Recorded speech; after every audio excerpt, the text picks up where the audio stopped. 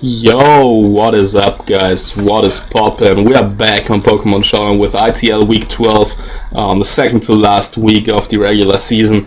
We are facing our boy Nicky, aka RecklessBat, and his Texas Tyrantrums.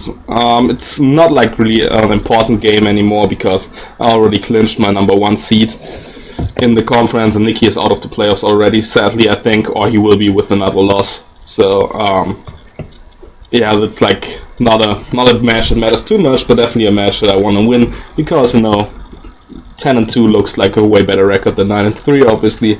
So we're here to like have some fun and hopefully win the game. So a bit of pretty solid squad, but nothing like too fancy. I got Rocky Helmet Rotom with enough speed for Adam and Zygarde, with HP Ice, Toxic, Overheat, and Volt Switch.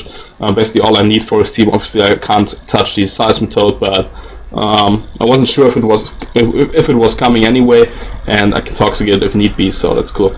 I got Scarf Hydreigon. Sadly I have to run Timid so that I can outrun a Jolly DD Zygarde, which actually is a threat to my team if Alomomola, Mamo, and Venusaur get weakened. Also can revenge kill Tapu Koko after some chip with the Earth Power. Can knock out Scissor with Fire Blast and keep up momentum with U-turn, obviously. Draco Meteor also drops a Alolan Persian and other stuff that he has on his team. Does like 50 to especially defensive Tentacruel, which is solid, so definitely a very solid pivot overall. Mamoswine here is my rocker this week. Never Melt Ice, Icicle Spear, Ice Shot, and Earthquake. Icicle Spear over Ice Crash because of potential Yachi Berries on his squad. For example, on the Zygarde, which if it like sets up substitutes or as a Yachi Berry, I can like just go for the Icicle Spear and still potentially knock it out depending on how many hits I get, which is definitely solid. Obviously, Ice Shot just for revenge kill purposes, or potentially sweeping in the late game. I get Stealth Rocks on there because I couldn't fit it on any other mon that I wanted to bring, and like Mamoswine does a very solid job against his designated spinner, which is the Tentacruel, so I can like just Rocks Uppers it, because unless he runs a really fast Tentacruel, I can pressure him with Earthquake and force him out, because no Tentacruel besides the Sugar Tentacruel can take an Adamant Earthquake from Mamoswine. No, I think I'm Jolly this time. I think I run max speed or close to it, but anyway. Alomomola here is like just a fat set with Wish Protect, Scald, and Ice Beam. Ice Beam I have to run for the Zygarde because Subcall otherwise could be a big threat to my team, or like even DD. Alomomola isn't O-code by a +2 Outrage, for example. So I can like always come in on this, even if he wants to set up, pop a potential Yachi Berry, or like just put it in range for an HP Ice of Mega Venusaur, which I do with an Ice Beam. Ice Beam does like 40% minimum, I think, or 38% minimum depending on his bulk, and then Mega Venusaur's HP Ice will knock it out because Venusaur also like choose +2 outrages with ease, so that's kind of cool. Tornadus T here is a life upset, Grass Knot, Hurricane, Heat Wave, and HP Ice. My opponent has no switching for this thing. Looking at my opponent's team, Coco can come in on Hurricanes, so can like especially defensive Tentacruel, but Hurricane will actually do 50% to both of them, or close to 50%, so that's cool. Venusaur is a physically defensive variant, once again with Giga Drain, Sludge Bomb, Synthesis, and Hidden Power Ice over Hidden Power Fire. I didn't feel like Scissor would be a threat at all. I might have underestimated Scissor a little, but I didn't see it coming at all, because my team like checks it so well. And I still have my Rotom that can't get necessary chip on there. I have Hydreigon that can revenge kill it. It takes a +2 bullet punch, I'm fairly sure.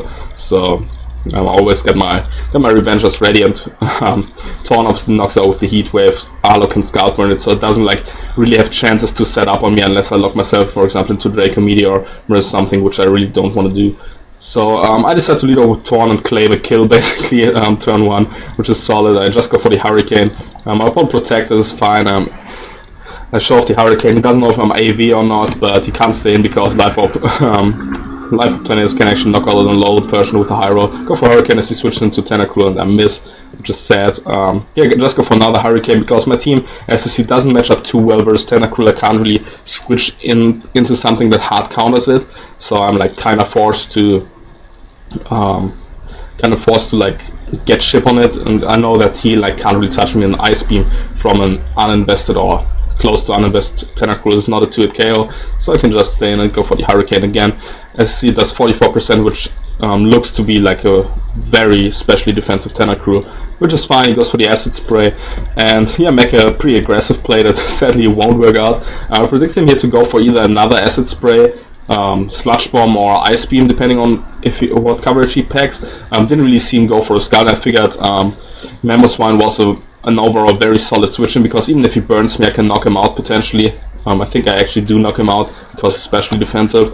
And like, if he goes for a Skull, I live it, and I can like either get up my rocks and knock out the Tentacruel, which is fine. I can live with that. And if he goes for Ice Beam, Sludge Bomb, I look like a Dawn on the switch. So I go into Mamoswine, but he actually goes for the Skulls. That's a hefty chunk to me, but this gives me a chance to set up my rocks. Thankfully, he doesn't get to burn, which is hype. And I go for the rocks here, predicting the Alolan Persian to come in, or the Scissor, like both of which would make nice switch-ins. But if I fire off an Earthquake, Scissor takes a hefty chunk, and you don't want that to happen. So Persian comes in. Don't really want to stay in, so I go into my Rotom, I think. No, I go into my Venusaur first, predicting to Parting Shot out.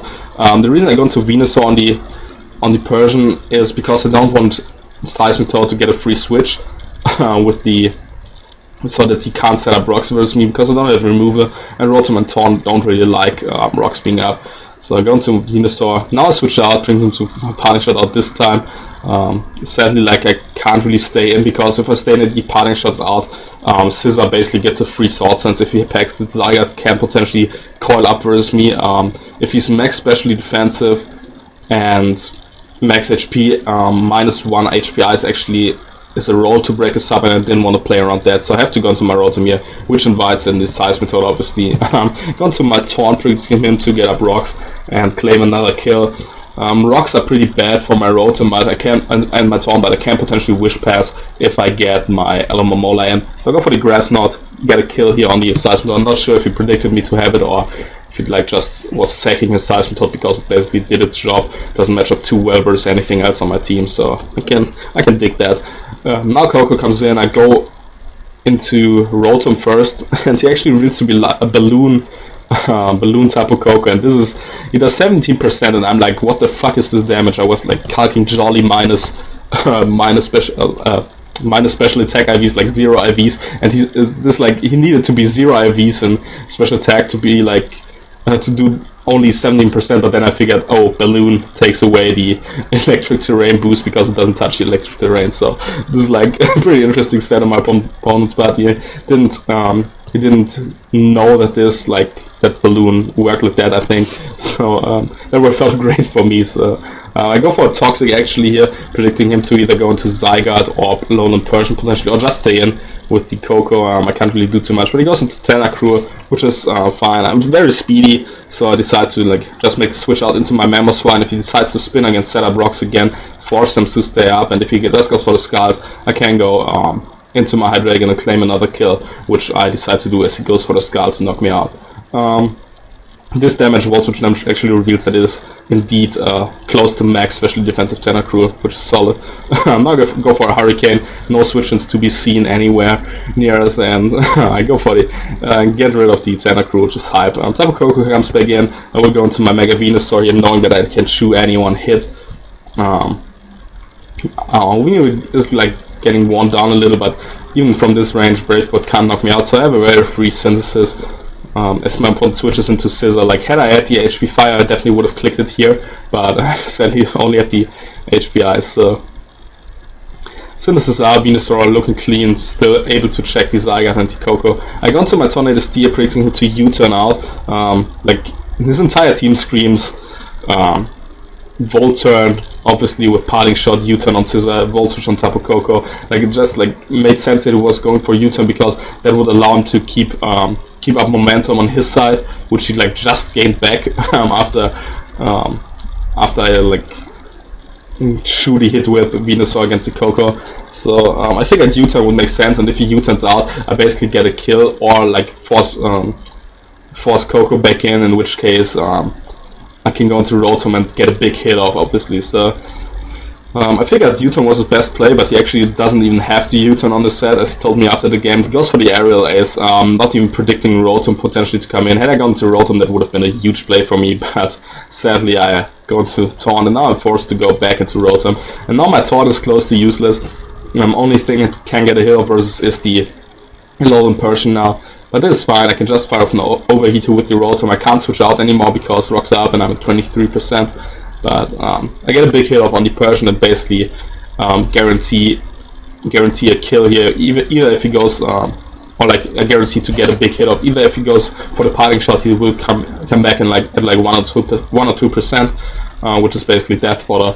And if he goes into Zygarde or Koko, which I only switch into this thing, potentially I can go for the Toxic and Toxic damage. So I go for the Toxic here. So he goes for the Foul Play, doesn't knock me out, but dies to Rocky Hammer damage. So Rotom actually does his job very well, and yeah, I fire off the Toxic here. Now he knows that he kind of has to revenge me either with the Koko or the Scissor. I figured Koko was a better play, but that like kind of would have invited in Venusaur, in which case I could have potentially doubled, predicting the Scissor into Hydreigon potentially. So I guessed why he was going to Scissor. I could just go for the Overheater. He kills me with the Bullet Punch. Fine with me. He takes 43%, so he's down to 43%. So I can bring him my Hydra. If I connect this Fire Blast, I can just knock him out. He goes for the Bullet Punch. That's 48%. Like Scissor is damn strong. He's Adamant, obviously max attack, but still, like that doesn't look too great for me. So Hydreigon here, my boy claims a kill, and Zygarde comes in, which basically tells me that this is a setup Zygarde. If it wasn't a setup Zygarde, he would have just gone into Koko potentially and try to go for the Volt Switch, because I don't reveal any item and it looks like I'm probably choice locked. So I have to switch out. I go into my Aloe because now I can shoot any hit he wants to go for. Unless it's Yachi Berry, I am in a very solid spot. I go for the Ice Beam here on this next turn, as I get Lefty's back. As he goes for the second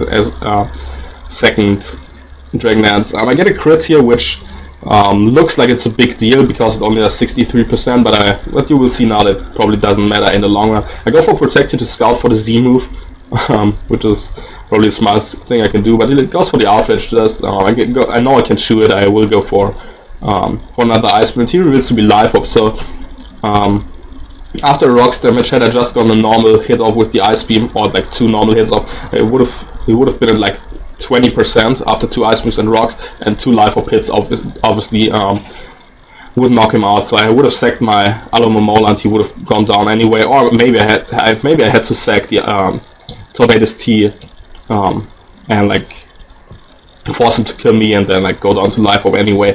So there was no way he was sweeping with this thing, because Life Orb plus the 2 Ice Beams dropped him basically. Also, Venusaur, with the investment I had, he needed a roll to kill me with the Life Orb plus 2 Outrage. If he's Adamant, it does 84 to 100%, so a roll in his favor, but I definitely could have chewed, so not a big deal. And now Koko is the last one left. Can't really break through anything on my team, even if it's Calm Mind. My Venusaur guarantees me to beat it 1 vs 1. He goes for the Thunderbolt, so I just fire off a Scout to break the balloon. And now I can go into my Veno and clean up this game with the Sludge Bomb. So this is gonna be the game. He reveals Nature's Madness now. I don't know why he didn't went for it earlier in the game to chip down Rotom potentially, or Venusaur on the switch in, but yeah. He reveals him now, and Venusaur comes in clutch, my defensive MVP this season, obviously alongside Aloe and Fini. The core is unbeatable, almost. And yeah, we get the win here, improved to 10-2, 1 week left in the regular season.